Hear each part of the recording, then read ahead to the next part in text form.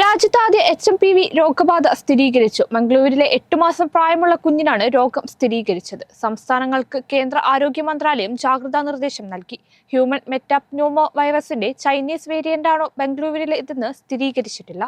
ഇന്ത്യയിൽ ആദ്യ HMPV case ബംഗളൂരുവിൽ സ്ഥിരീകരിച്ചു. സംസ്ഥാനങ്ങൾക്ക് ജാഗ്രതാ നിർദ്ദേശം നൽകി ആരോഗ്യ മന്ത്രാലയം. 8 മാസം പ്രായമുള്ള കുട്ടിക്കാണ് രോഗം സ്ഥിരീകരിച്ചത്. കർണാടകയിലെ വൈറസ് സാന്നിധ്യം ആരോഗ്യ മന്ത്രാലയം സ്ഥിരീകരിച്ചിട്ടുണ്ട്. വിദഗ്ധ സംഘം ചൈനയിലെ സാഹചര്യം വിലയിരുത്തുകയാണ്. ലോകാരോഗ്യ സംഘടനയുമായി നിരന്തരം സമ്പർക്കത്തിലാണെന്നും മന്ത്രാലയം അറിയിച്ചു. കുട്ടിക്ക് യാത്രാ പശ്ചാത്തലമില്ലെന്നും കണ്ടെത്തിയിട്ടുണ്ട്. ഹ്യൂമൻ മെറ്റാപ്ന്യൂമോ വൈറസ് സാധാരണയായി ജലദോഷത്തിന് സമാനമായ ലക്ഷണങ്ങൾ ഉണ്ടാക്കുന്ന ഒരു വൈറസാണ്. ചുമ അല്ലെങ്കിൽ ശ്വാസമുട്ടൽ, മൂക്കൊലിപ്പ്, തൊണ്ടവേദന എന്നിവയാണ് പ്രധാന ലക്ഷണങ്ങൾ. ചില കേസുകളിൽ വൈറസ് ബ്രോങ്കൈറ്റിസ് അല്ലെങ്കിൽ ന്യൂമോണിയ പോലുള്ള സങ്കീർണതകളിലേക്ക് നയിച്ചേക്കാം. HMPVയുടെ ഇൻക്യുബേഷൻ കാലയളവ് സാധാരണയായി 3 മുതൽ 6 ദിവസം വരെയാണ്. രോഗപ്രതിരോധ ശേഷി കുറവുള്ള കുട്ടികളെയും പ്രായമുള്ളവരെയുമാണ് വൈറസ് കാര്യമായി ബാധിക്കുക. 2001 മുതൽ ഈ വൈറസ് പല രാജ്യങ്ങളിലും റിപ്പോർട്ട് ചെയ്തിട്ടുണ്ട്.